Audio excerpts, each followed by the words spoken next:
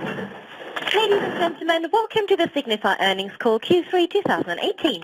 For the first part of this call, all participants will be in a listen-only mode, and afterwards there will be a question and answer session. During the Q&A session, we kindly ask you to limit yourself to one question and one follow-up, so that each participant has the opportunity to ask a question. I would now like to give the floor to Robin Jansen, Head of Investor Relations. Mr. Jansen, please go ahead. Thank you and good morning everyone, and welcome to the Signify earnings call for the third quarter results 2018. With me are Eric Rondolat, CEO of Signify, and Stéphane Rougeot, CFO. In a moment, Eric will take you through the third quarter business and operational performance. Stéphane will then tell you more about the financial performance in the third quarter, and Eric will end today's presentation with our financial outlook and conclusion. After that, we will be happy to answer your questions. A press release, the related slide deck, was published at 7 a.m. CET this morning. Both documents are now available for download from our Investor Relations website. A full transcript of the conference call will be made available as soon as possible on our Investor Relations website. With that, I will now hand over to Eric. Thank you, Robin. Good morning, everyone, and thank you for joining us today. I propose that we go immediately to slide 4 with the main elements of our performance in the third quarter. Comparable sales declined by 3.2% due to a high base of comparison in the third quarter of 2017 and more challenging market dynamics in several geographies. As you see, we continue to make good progress in reducing our cost base. Excluding the impact of currency movements, our adjusted indirect costs decreased by 58 million euro or 260 basis points as a percentage of our sales. As a result, all business groups except Home were able to improve their margin in the quarter. Overall, our margin, therefore, improved by 150 basis points to 12%, despite a negative currency effect of 60 basis points. We are also pleased with our free cash flow of 64 million euro, which is significantly higher than the minus 5 million euro reported last year, despite the following facts. We had a 17 million euro higher restructuring payment this quarter. At the same time, the cash flow in Q3 2017 included 21 million euro of real estate proceeds. The improvement in free cash flow was mainly driven by a reduction in working cap. Sustainability is core to everything we do, and we are therefore pleased with our recent achievements and recognition we've received on this front. We have achieved carbon neutrality for our business in the United States and Canada. We have been named industry leader in the Dow Jones Sustainability Index for the second year in a row, and Sustainalytics moved us up to the industry leader position in a group of 43 electrical equipment companies. Let's now move to slide 5, where you can see a snapshot of the financial performance by business group.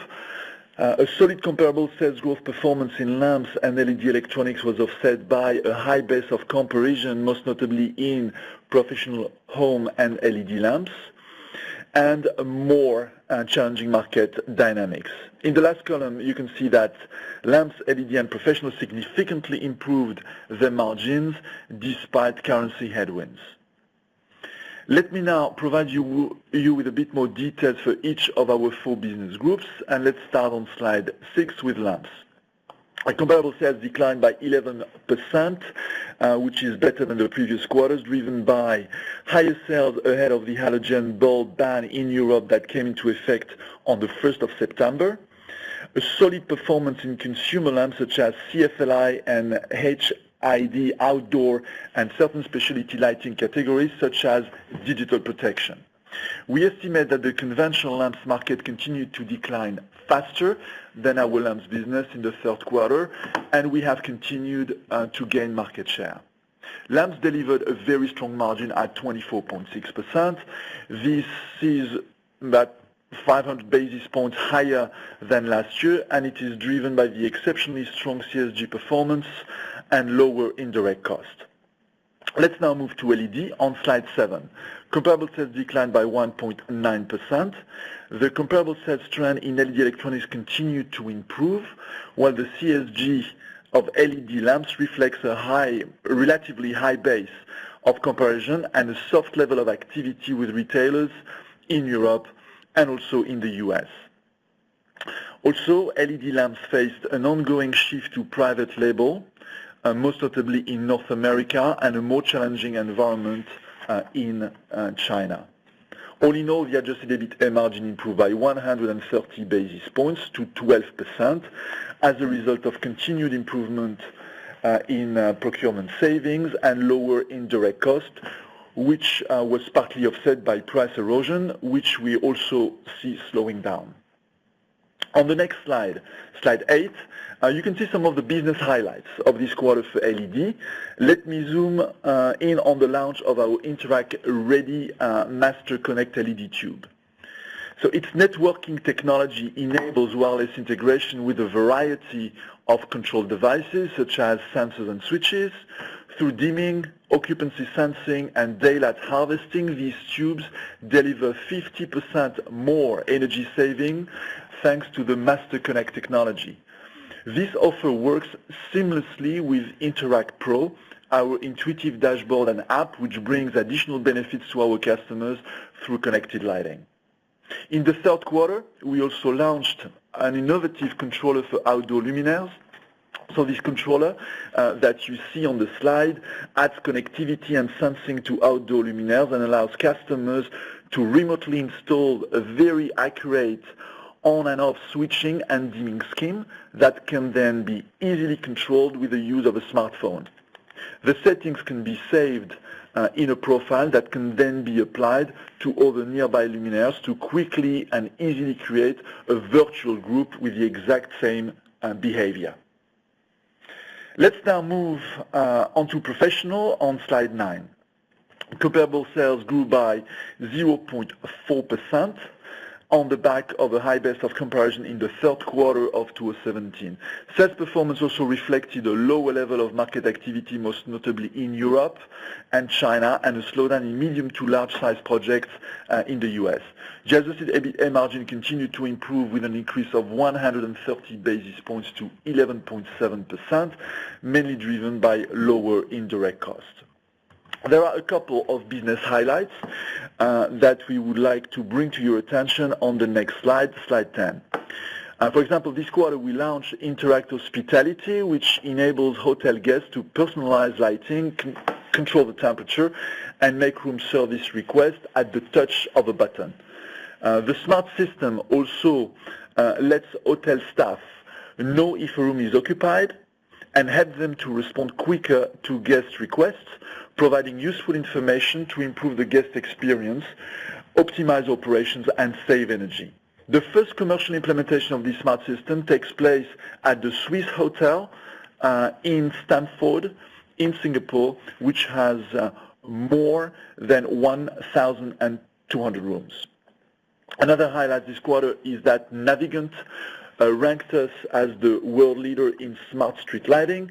Navigant estimates the global market for smart street lighting to be worth $837 million in 2018. They expect that annual smart street lighting revenue will grow to nearly $8.3 billion globally by 2027, presenting a CAGR of almost 30%. Let's now turn to slide 11 and Home. So Home reported a decline in comparable sales of 1.4%. This was mainly due to a high base of comparison as retail partners in the US started to build up inventories in the third quarter of last year. We have been able to bring the Home business back to a more normalized performance, which resulted in a sequential improvement of the sales level and the comparable sales growth. We improved the profitability of Home versus the preceding 2 quarters, driven by a substantial increase in the gross margin, bringing it back to a more normalized level and by adapting the cost base. We do see that the competitive landscape for the smart home is intensifying, with more offerings for the overall smart home category being brought to the market, which is attracting more players who are going after share of wallet. Given the breadth and depth of our product offering, our high clock speed of innovation, and the recent success of the launches like the Hue Outdoor, we remain very confident on the growth and margin potential of our connected lighting offering for the home.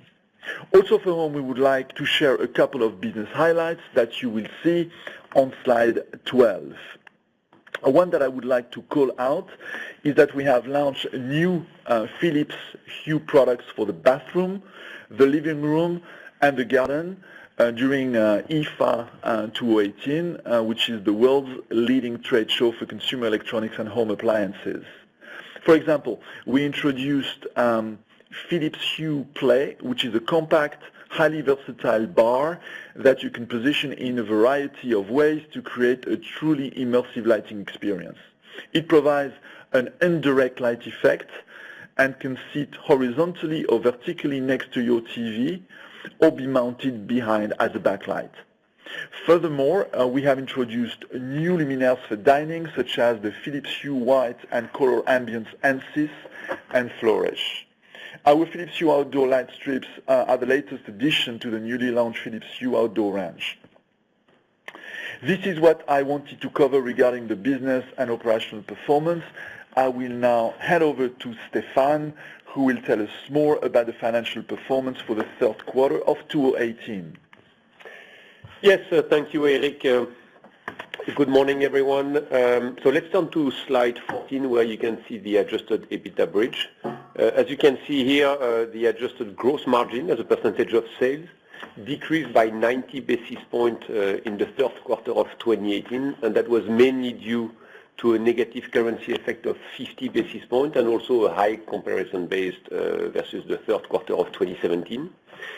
The impact of price on the gross margin was lower in the third quarter than in the second quarter and also the first quarter, and it continues to be largely offset by the savings that we get on the cost of goods sold, and also the positive impact of these savings is increasing, as you can see here, in the third quarter compared to Q1 and Q2.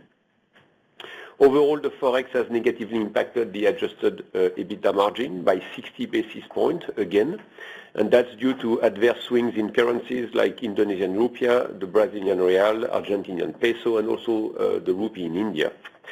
Finally, as you can see, we have continued to reduce our cost base in the third quarter with cost savings amounting to 58 million euros, excluding the Forex impact. Let's turn now to page 15 and take a closer look at the evolution of our adjusted gross margin. As indicated, the gross margin decreased by 90 basis points and was 39.1% in the third quarter. And that was mainly due to Forex effect and also a high comparison base. As you can see in the graph, last year we reached almost a whole-time high at 40%. In Q1 and Q2, which you can see on the bottom of the graph, the change compared to last year was mostly due to lower sales level in home, on top of the Forex effect, which, as Eric mentioned, we have returned to a more normalized level in Q3, hence the much smaller gap compared to last year beyond Forex effect. On the next page, on the cost savings, you can see the quarterly evolution of our indirect cost savings since last year. As you know, we've mentioned several times the multi-year transformation program that we are executing in order to simplify our organization and reduce our costs. Also to improve the customer service and quality, to be more efficient, to capture the benefits of our scale, and also to save costs so that we can continue to invest in growth. In the third quarter, all these initiatives resulted in a 58 million euro of currency comparable indirect cost savings, and that represents 11% reduction year on year. And you can see here that the amount of quarterly savings continues to improve sequentially. Year to date, we have lowered our indirect cost base by 209 million euros compared to 2017. And if you take out the Forex effect, it's a reduction of 142 million euros. We've continued to implement those initiatives in the third quarter, through also further delayering and headcount reductions. And we have actions in place to continue streamline our processes, consolidate our footprint, reduce our real estate cost, reduce also our indirect material spend, and simplify also the product portfolio, which will continue to bring us savings moving forward. Let's now turn to the working capital on page 17. If you compare to the same period of last year, the working cap has actually decreased substantially by 220 million euros and amounted at the end of September at 659 million euros, which is 10.1% of sales. So this is a 240 basis point reduction. This improvement was driven by a substantial reduction in account receivable by 188 million euros, and also a reduction in our inventories by 143 million euros compared to the end of September 2017. As a percentage of sales, you can see on the right that inventories reduced by 100 basis points and reached 15.2% at the end of the third quarter. You remember it was very important for us to really better manage our inventories throughout the year. This is what we have done at the end of Q2 and again at the end of Q3, and you will see that it explains a large part of the free cash flow improvement this year compared to last year. Let's now take a closer look at our net debt position. On the next page, slide 18, our net debt has increased by 49 million euros compared to the end of June. And that is mainly due to the repurchase program that we have executed since the end of July. We have bought 4.2 million shares in the open market for an overall amount of 95 million euros in the quarter. If you look at the free cash flow on the left part, next to the profit that we have generated, we had the positive impact of working capital, which I mentioned earlier. And you can also see a few other items that impacted our cash and therefore our debt position. CapEx was 18 million euro in the quarter, and the net change in provision was 57 million euro. This quarter, we made a contribution of $30 million or 26 million euro to our pension fund in the US in order to reduce the liabilities and also to lower future interest expenses. This contribution was a little bit lower than what we originally anticipated. We thought we would make $50 million like last year, but we reduced it as we saw the better than anticipated equity returns within the US pension funds. Next to that, we paid 50 million euros for tax and interest. All in all, this increased our net debt position to 737 million euros at the end of the third quarter, on the back of a strong free cash flow of 64 million euros during the quarter, which is substantially higher than the minus 5 million euros of free cash flow recorded in Q3 2017. Year to date, our free cash flow is 57 million euros higher than last year, despite the fact that last year our free cash flow included a significant amount of real estate proceeds. And also this year we had a significant higher amount of restructuring payment compared to last year, year to date. Let me now hand back to Eric for the final part of the presentation. Thank you, Stéphane. Let's move to the last slide of the presentation, slide 20, to discuss the outlook. So as market conditions have become more challenging in several geographies, we expect our comparable sales growth in the second half to be similar to the first half. However, taking into account the solid progress in cost savings, we remain confident that we will be able to improve the adjusted EBITA margin from 9.6% in 2017 to the lower end of the 10 to 10.5% range in 2018. Based on the prevailing spot rates at the end of September 2018, the currency impact on the adjusted EBITA margin is expected to be around 50 basis points for Q4, as well as for full year 2018. On the cash side, we continue to expect to generate solid free cash flow in 2018, which is expected to be somewhat lower than the level in 2017 due to higher restructuring payments as indicated at the start of the year. P&L restructuring costs for the year are expected to be around 155 million euro, when also taking into account the costs related to the company name change. Let me close by saying that we remain very much confident about our longer-term strategy. We continue to invest in growth, in innovative offers, despite more challenging macroeconomic environments, and to capture the strategic opportunity of smart and connected lighting. With that, I would like to open the call for questions, which Stéphane and I are going to be very happy to answer. Thank you. Ladies and gentlemen, we are now ready to take your questions. We kindly ask you to limit yourself to one question and one follow-up so that each participant has the opportunity to ask a question. If you wish to ask a question, please press 01 on your telephone keypad.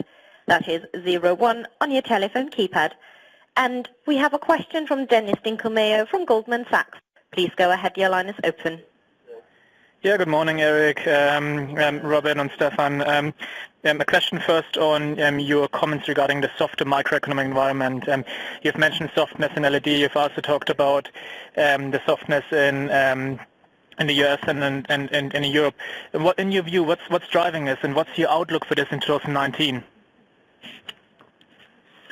Yeah, thank you, Dennis. Just so let me try to recap the way we have experienced the Q3 situation from macroeconomic standpoint. The new elements in Q3 are Europe that was much softer than in the previous quarters. By the way, when you listen to what is being said by other companies, I feel that they see the same trend. Nevertheless, when we compare ourselves to others in Europe, we believe that we do substantially better. Now, we always have to understand that when you look at our numbers in terms of comparable sales growth, they always include one part, which is about 1/3 of what we do, which is declining. So when you look piece by piece and you compare what is comparable towards others, even if we see a market in Europe which has less traction than it used to be, we believe that we do substantially better. What we have experienced also in Q3 is a softer market in China. The way we do business in China is multifold, but we have a big part of the business which is going through a distribution, which is going very granular in all the different provinces of the country. We have found that for these customers that have different sizes, but many of them are small companies, their access to cash was more difficult than previously, and that's a trend that you start to see, in China at a broader scale. It reminds me also what happened at the time, in 2014 when that market contracted also, and we felt the same type of impact.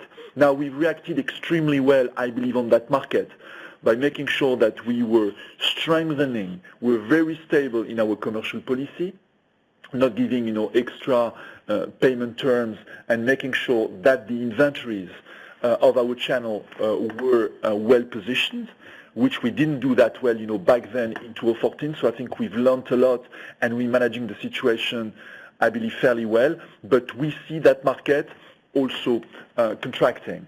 In the US, it's less of a new factor, but what we have experienced is that small to mid-sized projects are softer in general, but linked to another phenomenon is that in some cases there's a scarcity of truck drivers, there's a scarcity of people who can manage projects given the situation of the employment in the US. So it's a kind of a different situation. What we also see in the US is the market for stock and flow, basic products. That market is still fairly dynamic, but this is not where we are the most involved. We are more involved in projects than in stock and flow for products. So we have felt also that impact. Now, it's very complicated for me to tell you where this is coming from. What you can see, as well as I see it myself, is an overall tension in the commercial exchanges between continents in the past quarters. The tariffs probably are not helping neither, and we see contractions in markets that we had not seen previously. Thanks very much, Eric. And then a follow-up question on the home division specifically. It's now been 3 quarters of negative growth, negative adjusted EBITDA. when do you expect this to come back? What are the level of inventories? You've previously mentioned you'd had a lot more granular data in terms of the inventories at your US retailers. I wondered if you could comment this, and more specifically, you have also mentioned intensifying competition. Now the Philips Hue product offerings are priced at much higher price points than a lot of the products in the other division. Now with introduced competition, is there a risk that you might have to cut pricing, and this will ultimately also dilute comparable sales growth in 19, and you'll not be able to reach the level they've previously reached? Okay, lot of questions. Let me try to take them by one after the other one. So first of all, the performance of Home in Q3 is radically different than the performance of Home in Q1 and Q2. It's pretty much in line with what we expected in terms of having that business to return to more normalized levels. In Q1 and Q2, even if we don't disclose specifically the numbers, but the growth margin was extremely heavily impacted for many different reasons that we've mentioned previously. In Q3, the margin has come back to normalized levels. And that's a very, very good news.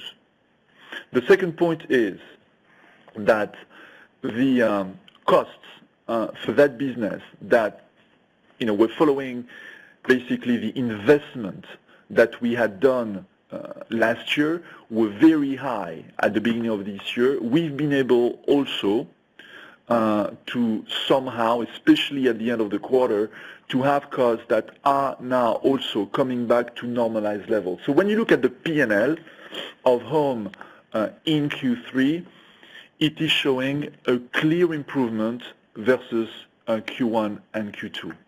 From a growth perspective, we are comparing ourselves to a high base. The story of Home is that the first semester, the comparable sales growth is impacted because there is inventory at our retailers, and you need to have that inventory to go down before you can resume sales. I think that was done, or mostly done, at the end of H1. Now, going to H2, your sales pick up again, but then you are comparing yourself in terms of comparable sales growth to a high base, which is explaining also the negative growth. Now you've picked up something important that we're also mentioning. We have in Q3 bought some studies on the smart home market, not only smart lighting, smart home market, and we've learned a few things, and we've confirmed. It also confirmed some things that we thought. So let me try to give you a bit of a recap there. So first of all, you have three very important angles. The first one is, yes, it's an attractive market, and you get more offers coming for smart lighting. Now, when we look at what we offer with Philips Hue at this point in time, we are still unequaled. Now, let me tell you, we are not complacent at all, but when we look at what we have on the table and all the innovation that we bring again in Q3, we're still ahead of the pack. But there are a lot of new offers coming on the market. That's number one. How do we fight against that? Differentiation, use cases, bringing to the consumers an understanding of what can be done with the platform that we are selling to them. The second point is our retailers. And what we see also is the willingness of retailers to have a more spread turnover for the smart lighting against many different competitors. We see also that happening.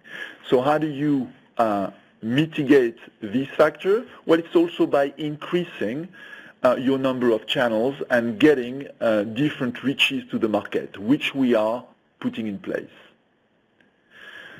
Third, what we also see is that the smart home, more general, beyond smart lighting, is moving in very different directions.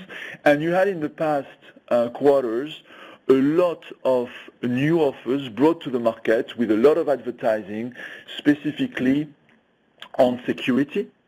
So if you are a consumer today and you dedicate, 100 to your smart home, before you had probably less choice and maybe the share of wallet of smart lighting was a bit bigger than what it is today, given the fact that many more offers are coming on the market, coming from very, very different type of industries. Once again, this is a temporary situation where the market needs to stabilize. We need to see what are the offers that are there. And we are intensifying in Q4 our advertising and promotion. So on your point, will that mean that we're going to see a direct impact of that on our margins? We don't believe so. We're continuing to invest in innovation. We continue also to bring costs down to that business, and we will adapt our commercial policy if need be, but not at the detriment of margins. Sorry, I was a bit long, but I think on home it needed probably an extensive explanation, given the fact that you asked one overall question, but there were a few questions within your question. Thanks, Eric. Yeah, no worries. Thank you. Our next question comes from the line of Peter Olofsson from Kepler Cheuvreux. Please go ahead, Peter. Your line is open. Yes, good morning, gentlemen. I wanted to ask you about the LED segment. Could you maybe shed some more light on the comparable sales growth that you're seeing for the LED bulbs on the one hand and LED electronics on the other hand? And is there a meaningful difference in margins between the two segments? And then I have a follow-up, please. No meaningful difference in margin, as we've always said. I think this is still valid. We see a sequential improvement of the comparable sales growth of LED electronics, and we see a more challenged comparable sales growth on the LED bulb side, coming from, let me try to be simplistic, coming from two areas. Northern America, private label. So we've been losing market share on the consumer LED lamps business to private label. And also, I've talked about the Chinese market previously. That's a very important market for us. And we've seen also challenging market conditions for LED lamps in China. So if I look at the overall comparable sales decline, that it's then LED bulbs declining and electronics growing, but could you Yes. maybe quantify that? What kind of decline and growth should we think of? Look, I think if you take into account what you've just said, that LED electronics is growing and LED lamps is declining, you're right. We don't want to give you specific numbers for obvious reasons there. Okay. And then I have a follow-up on tariffs imposed by the U.S. Could you maybe quantify the headwind that you foresee going into 2019? And could you also talk about your plans to mitigate some of this impact? Is it mainly increasing prices, or are there other measures that you can take, like adjustments to your supply chain? Yeah, very important question. So last time when we talked, I did speak about 19 million full year impact. As you know, there was list 1, list 2, and list 3, which is now confirmed. But at that time, list 3 was a 10%. It moved to 25%. So that brings our full year impact to 39 million. And of course, list 3 will start as of the 1st of January 2019. So 39 million will be the full year impact for us. If you look at the impact ongoing in 2018, we estimated that it's going to be around 7 million. Now, we don't see that really as, headwind. We're compensating for it, and we do it in two different directions. So the first one, increasing price where need be, but also trying to find the right adapted offers, rework on supply chain and purchasing in order to try to accommodate cost to that new reality, as much as we can. So it's really a global effort, not only increasing prices, but making sure that that impact will be neutral for us. Okay, that's helpful. Thank you. Thank you. Thank you. Our next question comes from the line of Sven Weier from UBS. Please go ahead, Sven. Your line is open. Yeah, thank you for taking my questions. The first one would also be a follow-up question on the dynamics on the LED bulb business. I think my previous understanding was that the LED bulb business was also a bit weaker in Europe, and if that was the case, could there have been a kind of a temporary negative effect from the halogen ban because everybody kind of stocked the halogen bulbs before they are forbidden, and that has maybe temporarily had a negative effect on the LED bulbs? That would be the first.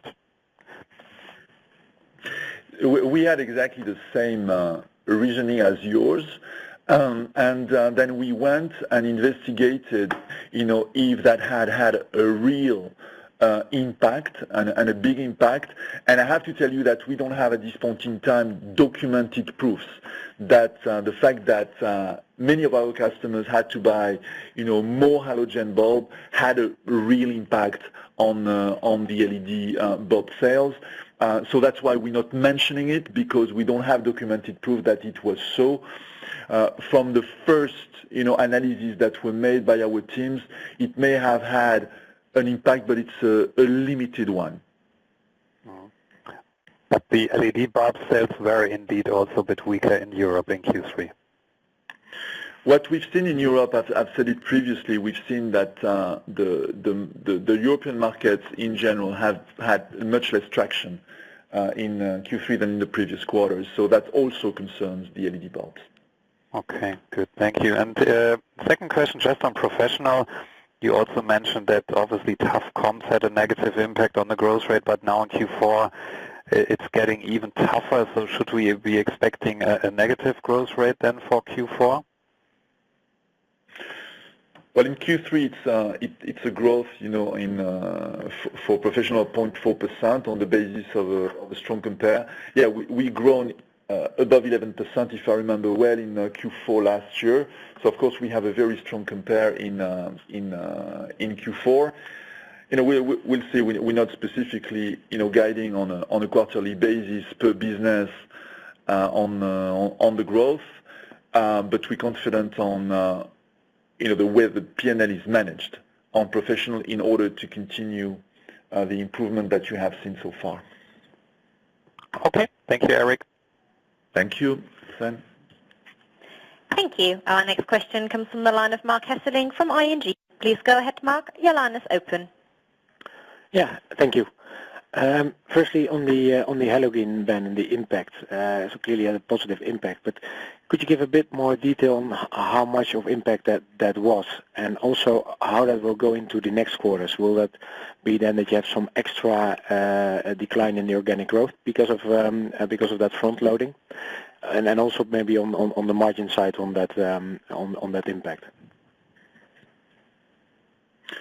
So when you look at the improvement that we've experienced in CSG comparable sales growth in lamps, it doesn't all come from halogen. And let me put it this way. There is an impact which is directly linked with halogen, but not only. We've also mentioned that we have seen great performance in consumer lamps, namely in CFLI in some parts of the world. And that has sequentially improved the CSG. Now, we also were comparing ourselves with the Q3 last year in lamps that were probably the highest decline for the year, above 20%. So you have a lot of different elements that you need to take into account when you look at the performance from a growth perspective when it comes to lamps. In the next quarters, of course, we're going to get less halogen sales that we used to have. So that part of the business will have a negative impact on our growth profile, but we also need to take into account that halogen was not a mainstream technology for us. We were selling, reasonable volume, but that's not for us the biggest technology. So it will have an impact in the coming quarters on the growth, but we believe it is manageable. Once again, we don't look specifically at what happens during a quarter. We look at that on a longer perspective. That's the way we manage that business. The good thing, as we always do, when the business goes, and we only talking about halogen in Europe, meaning that we still sell halogen in the other parts of the world, but when the business comes down, which is going to be the case in the following quarters, the costs have gone because we have already adapted our industrial base. From a margin perspective, so what is important to understand, and let me first zoom at the company level and then go to lamps. What makes the performance in the company in Q3 in terms of operating margin, it's the performance on cost. And that performance on cost, on indirect cost, is also having a positive reflection in all the different businesses. And that's also the case in lamps, which is amplified by the fact that the comparable sales growth is much better than the previous quarters, and I have to say also a bit better than what we originally expected. So from a margin perspective, we keep the guidance that we had given on lamps, even if some of you may feel it's a bit conservative, we said above 16, but look at what we've done in the past. I think we're capable to do the same, after the halogen ban. So this is the way we manage that business, and we're fairly comfortable. So to cut a long story short, in the next quarters, yes, there's going to be an impact of the halogen ban on the top line, but we believe that on the margin we have been able to compensate by reducing the cost already. Okay, thanks. That's clear. And then the other question is on your guidance of free cash flow somewhat lower. Last year it's around the 400 million, consensus for this year at the 300 million. Obviously you had still that real estate in last year. Can you give a bit more color on what you mean with somewhat lower? Is that 300 million consensus? Is that something that you see as in that range? Hey Mark, this is Stefan. So let me elaborate a little bit on that. The reason why we give the guidance that we're on free cash flow, as you highlighted, is the fact that last year in 2017 we had in particular a few things that we don't expect to happen again this year. You've mentioned real estate, which last year was around 60 million euro positive impact, and we knew that in 2018 we wouldn't have that much sales proceeds and a much lower amount. So that's the main reason why we knew it would be difficult to deliver the same amount of free cash flow, which was north of 400 million euros. The second reason is that we have a substantial amount of restructuring this year in terms of cash out and more than last year, and I've mentioned that year to date and will be the case for the full year. And therefore, for those reasons, it was challenging for us to deliver that same amount of free cash flow. Now, we've indicated somewhat lower to show that it's not going to be a material and drastic reduction, and we're still looking for a substantial free cash flow, but not at the same level. Of course, I cannot give you anything more specific at this stage. What's very important for us on top of the value of the free cash flow that we generate is also to avoid what has happened in 2017, where essentially all the free cash flow was generated in Q4 for the reasons we discussed a few quarters ago. And from that standpoint, where we are today at the end of September is a much better situation. We are already free cash flow positive, and then we still expect a very strong fourth quarter, not as high as last year, of course. We also have entering into a quarter a lower level of working cap. But Q4 is also very important, like every year, in order for us to deliver that guidance. Okay, so if I understand correctly, if I just take like the number of last year, I take out the real estate and I take out the restructuring charge, and then I add something because your underlying business is improving. That's the good way of thinking about it? Yes, to some extent. But again, our goal, as you know, free cash flow for us is very important. So whatever happens, whether we have real estate sales, whether we make a contribution to the U.S. pension, which we did last year and which we are doing again this year, whether we spend more restructuring, for us this is not an excuse to deliver a weak free cash flow. Now, are the numbers always the same every year? No, obviously. But for us, delivering a strong and solid free cash flow in 2018 is very important. We are in a good position at the end of September, and Q4 is important, and we are working to make sure we deliver that free cash flow for the year 2018. Okay, thank you. Thank you. Our next question comes from the line of Leo Carrington from Credit Suisse. Please go ahead. Your line is open for your question. Good morning. Thank you for taking my question. On indirect costs, we've obviously seen very good momentum through this year in terms of the absolute savings amounts. Do you think you'll be able to continue this acceleration in savings into Q4? And can you also remind us on how you see the trajectory for 2019 as well? Yes, sure. So on the cost side, yes, we are quite pleased with the effect of all the initiatives that we are taking, and the fact that there is an increase sequentially is, of course, very good. Now, we've never given any indication with that respect. What matters to us looking forward, if you look at Q4, overall costs generally in Q4 are always higher than Q3 because it's a higher quarter also in terms of activity. But still, we expect a substantial reduction of our costs compared to the fourth quarter of last year. I'm not going to qualify how big it's going to be compared to the trend we've seen so far, but we're still going to continue to do that. As you have noticed, year to date, we have already delivered a reduction without Forex of 142 million euros. And of course, we expect on a full year basis that the overall amount of reduction is going to be higher than that. So further reduction to come in Q4. Now we're looking at 2019 and looking at what is it that we can do to continue take out cost. But it's not just about reducing the cost, optimizing our footprint, reducing the FTEs. It's also about making sure we optimize our cost structure in order to be able to invest and make room for the areas where we want to spend more money, either in terms of technology or in terms of commercial activities and marketing activities.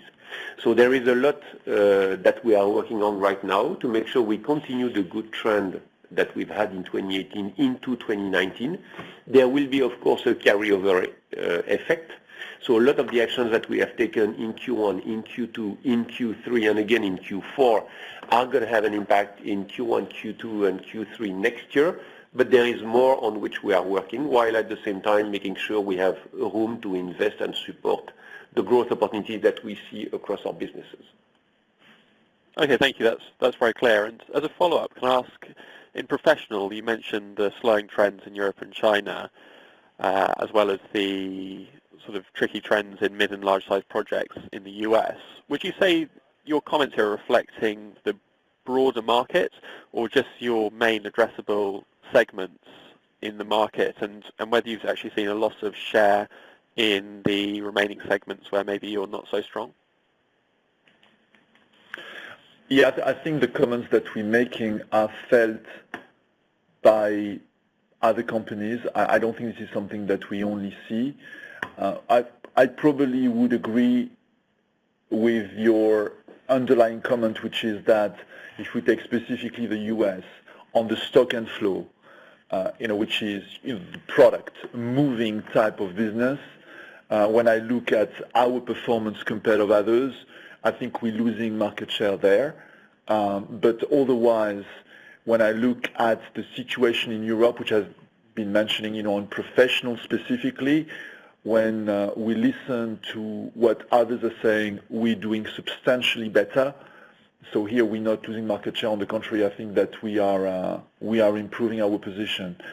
In China, more complicated situation. This is a Q3 phenomenon. We're studying it more in details.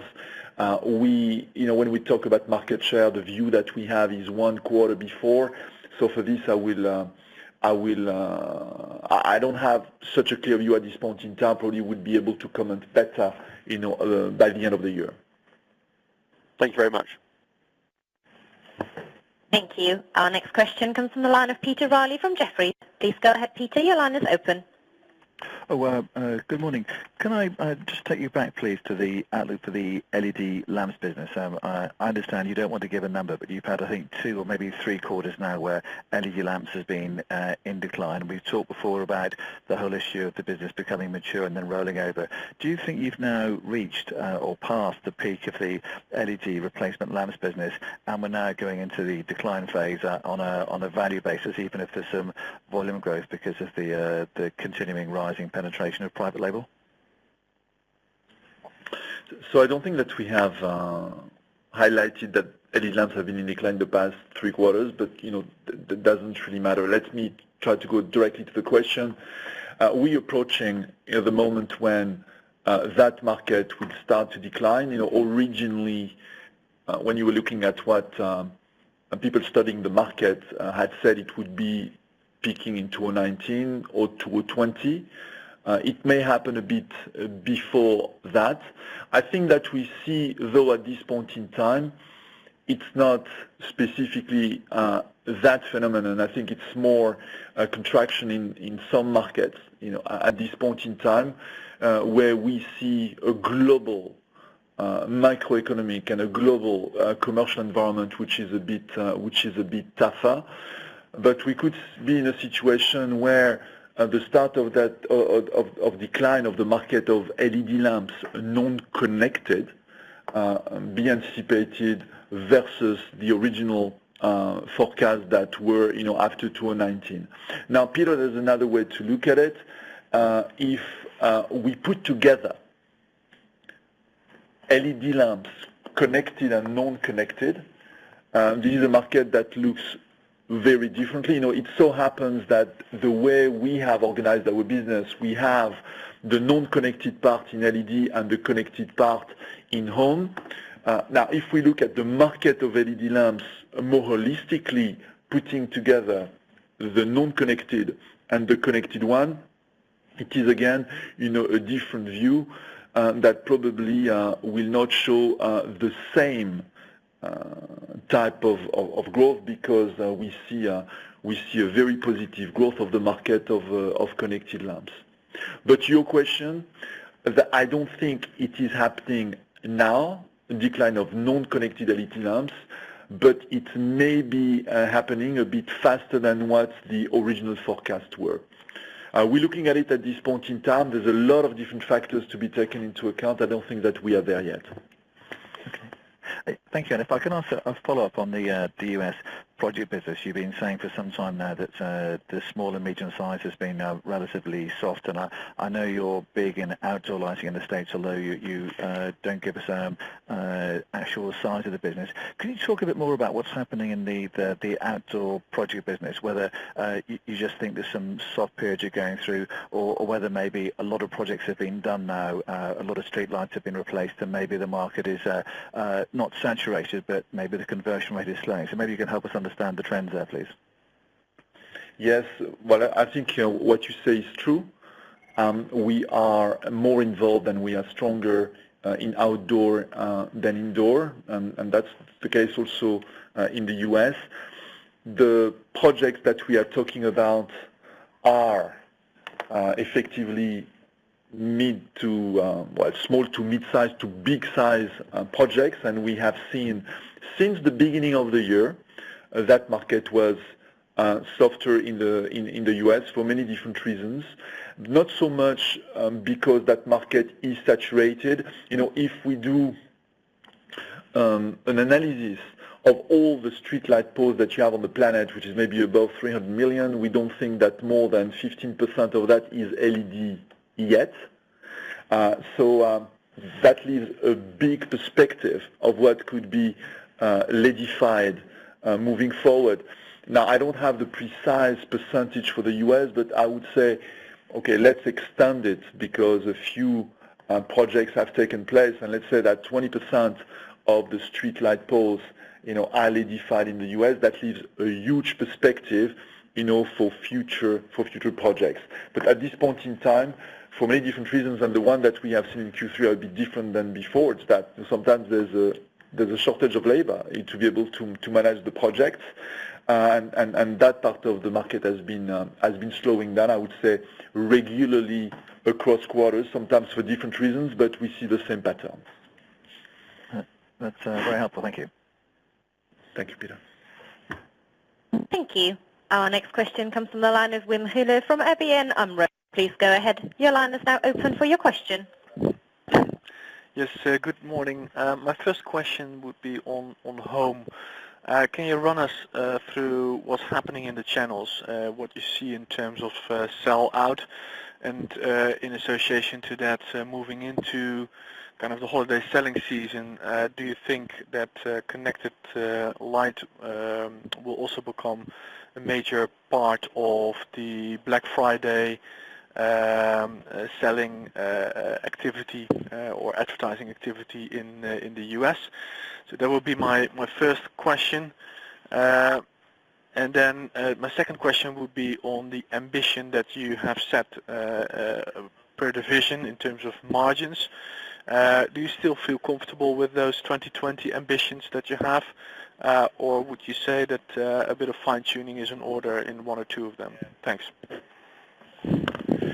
So when we talk about home and the channels, so let's go back to the US because this is where your question lies.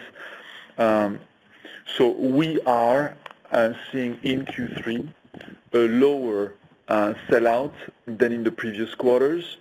And I'm not going to come back to what I've said previously, but I've mentioned three different elements that explain that.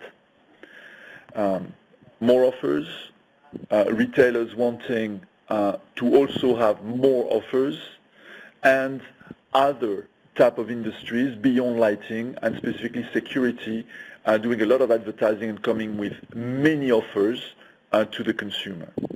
Now, we still believe that this is a dynamic market. We are participating to a Black Friday. We are moving up on our advertising activities, and we still believe that in Q4 it is going to be a dynamic business. So we are launching new offers, as I've said it previously, in many domains, more functional type of lights, in bathrooms, in living rooms, extending Hue Outdoor. We've seen a very positive traction on Hue Outdoor. By the way, we are the only company which is offering that breadth of wallets, and in outdoor, no other company has done it yet. So, I think we're still very well positioned, but we need also to adapt to a market which is changing and evolving. When it comes to our margin ambitions, they're not for 2020, they are for 2019. And at this point in time, when you look at the progression, of the company, back in Q2, we confirmed our guidance for the year for the operating margin for the whole company. You see that now, at the end of Q3 and year to date, we are in a position where we are above last year in terms of operating margin at 9.2%, and we're confirming that the company is going to achieve the guidance that we gave for the year, but being at the low end of the interval that we give, that was between 10 to 10.5. Then that positions us well to be able to do the next transition to the guidance in 2019 and do a calculation that I've done myself. You look at the impact of home, which is not a good performance for 2018 for all the reasons that we have mentioned previously. So if you look at that business, it's going to have a very negative impact on our whole profitability for 2018. Let's imagine, and we're working hard on that we are going to have a good home business in 2019. So we will not have the negative impacts that we had this year. If you do just that and you look at the improvement that should come just from that business being fully normalized, you will see that brings us already, very close to the midterm guidance that we had given for the company overall in operating margin. So that's just a proxy, to show that what we are given at the time of the IPO, which seemed very ambitious by many, is something which is going to be at reach, especially after the performance into 2018. As a consequence, if we reach the objective for the whole company in 2019, we also believe that we are well positioned to do that for the individual businesses. I think we are already there for lamps. We are already there for LED. We have a great progression for professional that need to continue to materialize in Q4 and next year. But if you look at the progression of professional in the past 2 years, after the Saudi situation 3 years ago, that was a bit more complicated for us, has been according to expectations. And for home, we said 5 to 8%. At this point in time, we have no reason not to maintain that, because we believe that's what home should be able to deliver. I would say into brackets, clean year, without what we have experienced in H1 this year. All right, thank you. We are now approaching the end of the call. We will now take our last question from the line of Alok Katre from Societe Generale. Please go ahead, your line is open.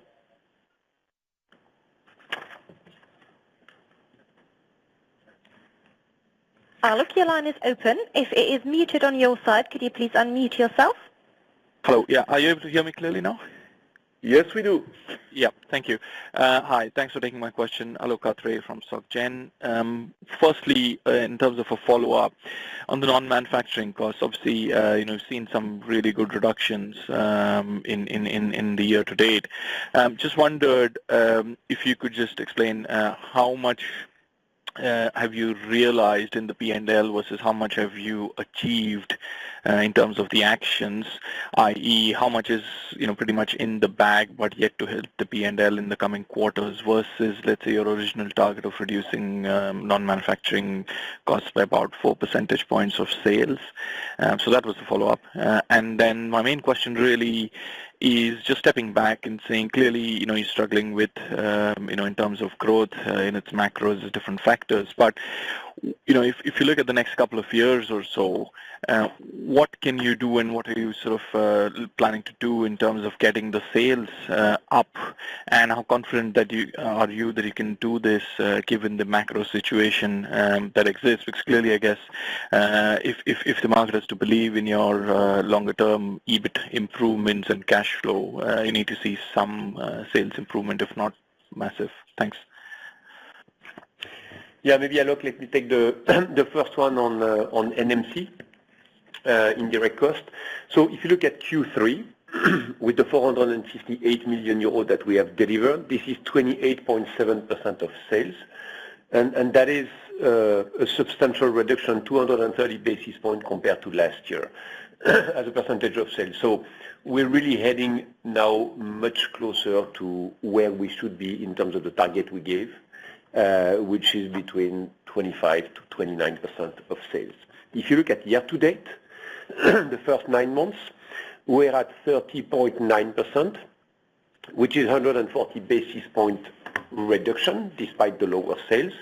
And again, as I've mentioned, we expect moving forward in Q4 and later to continue to benefit from the actions that we have engaged, and also to benefit from new actions that we are engaging. Now, to your question, how much is already in the bag compared to what is in the P&L? As I've mentioned, there is a carryover effect that is going to continue to impact us favorably in Q4 and at least in the first part of next year, and to a lesser extent later in 2019. But again, we are not stopping. And every quarter throughout the organization, we find opportunities. This is really how the overall company is now geared up. And therefore, there is more to come. And yes, we are comfortable that we're going to get now into the range that we gave in terms of NMC as a percentage of sales. and we are pretty satisfied with the speed and the progress that we are making on that front.